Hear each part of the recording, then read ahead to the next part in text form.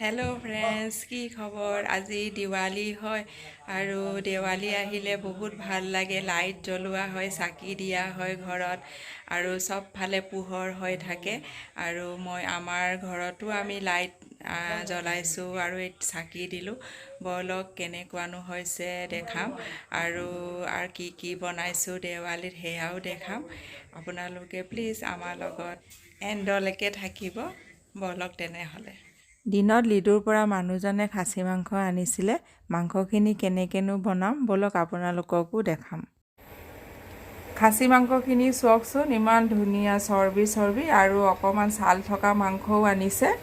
আৰু বনাবলৈ ডাঙৰ চাইজৰ আলু লৈছোঁ 3টা আৰু পিঁয়াজ লৈছোঁ ডাঙৰ চাইজৰ 4টা কাটি লৈছোঁ।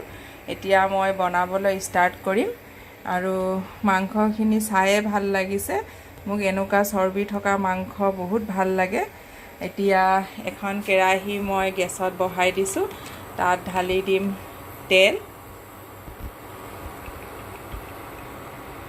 তেলখিনি গৰম হ'বলৈ দিম। মানুহজনে মাংস আনিব যাওঁতে মই ৰেডি কৰি থলোঁ। এইখিনি হৈছে জিৰা, ধনিয়া, জালুক, আদা, লচুন, পিঁয়াজৰ পেষ্ট মিক্সিত পিচি লৈছিলোঁ। কেৰাহীখন গৰম হৈ গ'ল। এতিয়া ইয়াত মই দি দিম আলুখিনি। ফাৰ্ষ্টতে ফ্ৰাই কৰি ল'ম। আলুখিনি ফ্ৰাই কৰোঁতে অকণমান হালধি গুড়া ঢালি দিম, তেতিয়া আলুখিনি ধুনীয়া কালাৰ এটা আহি যাব। আলুখিনি মই ৰঙচুৱাকৈ ফ্ৰাই কৰি ল'ম।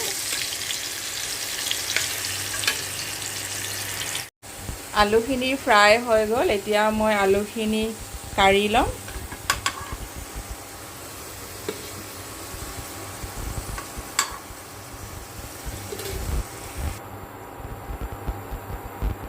এতিয়া ঢালি দিম মই জিৰা আৰু শুকান জলকীয়া।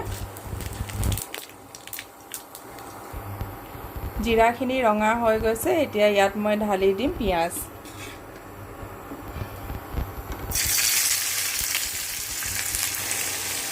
পিঁয়াজখিনি মই ৰঙচুৱা হোৱাকৈ ফ্ৰাই কৰিম।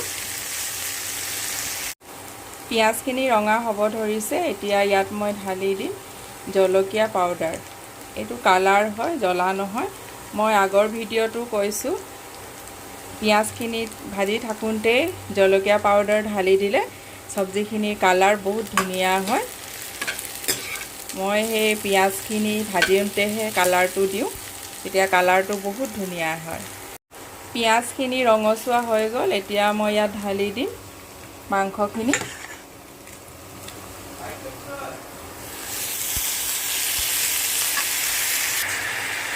গোটেই মাংসখিনি দি দিলোঁ। এতিয়া ভালদৰে অকণমান ফ্ৰাই কৰি লওঁ। মাংসখিনি অলপ সময় ভাজাৰ পিছত মই দি দিম হালধি পাউডাৰ এচামুচ। হালধি পাউডাৰখিনি দিয়াৰ পিছত অকণমান মাংসখিনি লৰাই ল'ম। অলপ দেৰি সিজিব দিম, তাৰপিছতে বেলেগ সামগ্ৰীবিলাক ঢালিম। মই পিচি থৈছিলোঁ যে এইখিনি পেষ্টখিনিও দি দিম। পেষ্টখিনি দিম 2 চামুচ। খাচী মাংসত অলপ মছলাটো বেছি হ'লে ভাল লাগে।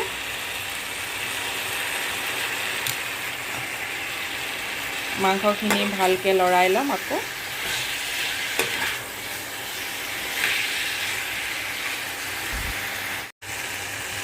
মছলা পাতি চব দিয়া হৈ গ'ল। এতিয়া মই দি দিম সোৱাদ অনুসৰি নিমখ।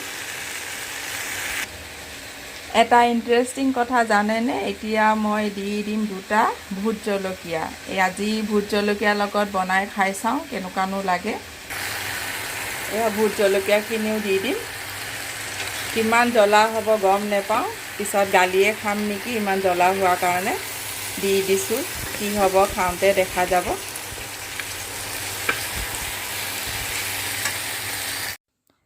মাংসখিনি এনেকৈ অলপ দেৰি ভাজি থাকিম 15 মিনিটমান।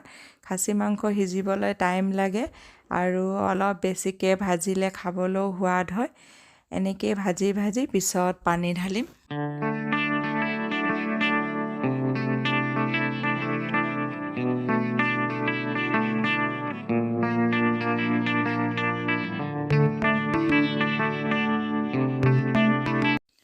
মাংসখিনি ভাজি থাকোঁতে লোভ লাগি গৈছে, ইমান ধুনীয়া হৈছে আৰু কেতিয়া খাওঁ নিচিনা লাগিছে। চৰ্বিডোখৰ চাওকচোন, খাওঁ খাওঁ লাগি গৈছে।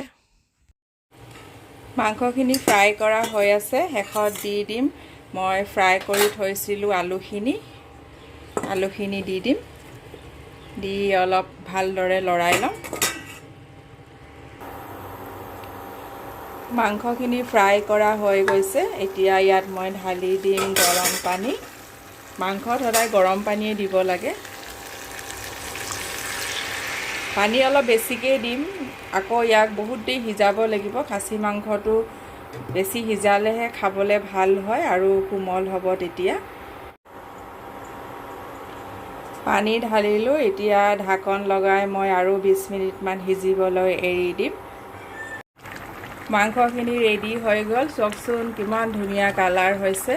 এতিয়া শেষত মই ঢালি দিম গৰম মছলা এচামুচ। গৰম মছলাখিনি মই ঘৰতে ৰেডি কৰিছোঁ। হৈ গ'ল মাংসখিনি, এতিয়া আমি খাম। মাংস ভাতৰ লগত খাই লওঁ। খাচী মাংসটো গৰম গৰম খালেহে ভাল লাগে, ঠাণ্ডা হ'লে ভাল নালাগে।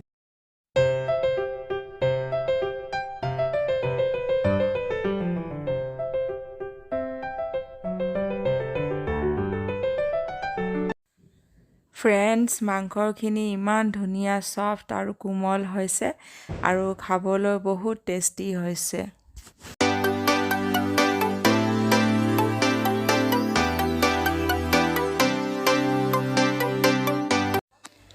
আমাৰ ঘৰতো লাইট লগালোঁ আৰু চাকি দিলোঁ এতিয়া গধূলি, আৰু সকলো মানুহৰ ঘৰতে চাকি জ্বলাইছে, লাইট লগাইছে, দেখি বহুত ভাল লাগিছে ঠাইডোখৰ। দেৱালী বুলিলে পোহৰৰ উৎসৱ আৰু চবতে পোহৰ হৈ থাকে, দেখি বহুত ভাল লাগে। আৰু বাইদেউহঁতৰ ঘৰতো চাকি বন্তি দিলে, কলগছ লগালে, লাইট লগাইছে, মা বাহিৰতে বহি আছে। আজিলৈ ভিডিঅ'টো ইয়াতে শেষ কৰিছোঁ। আকৌ অন্য এটা ভিডিঅ'ত লগ পাম, তেতিয়ালৈ বাই।